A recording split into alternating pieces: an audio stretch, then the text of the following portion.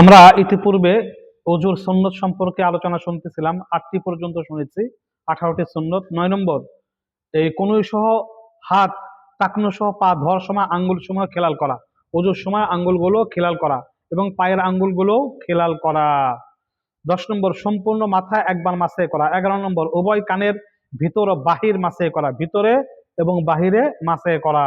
12 নম্বর, অজুর অঙ্গসমূহ উত্তম রূপে মেজে ঘষে ধৌত করা। অজু যখন করবেন সুন্দর করে মানে ঘষে ঘষে ধৌত করা।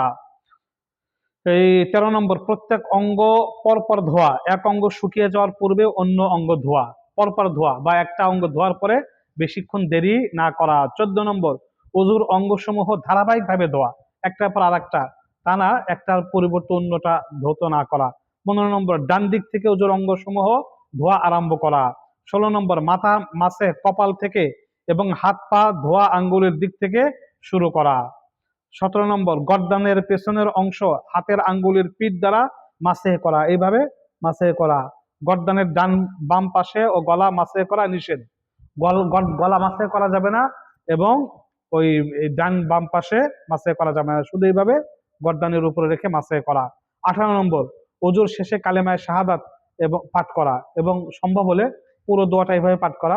আশহাদু আল্লা ইলাহা ইল্লাল্লাহু ওয়াহদাহু লা শারীকা লাহু وأشهد أن محمدا عبده ورسوله اللهم اجعلني من التوابين واجعلني من المتطهرين سبحانك اللهم بحمدك أشهد أن لا إله إلا أنت أستغفرك وأتوب إليك।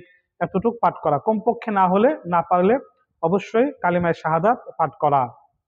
এইভাবে অজুর 18টি সুন্নতের দিকে আমরা খেয়াল করব।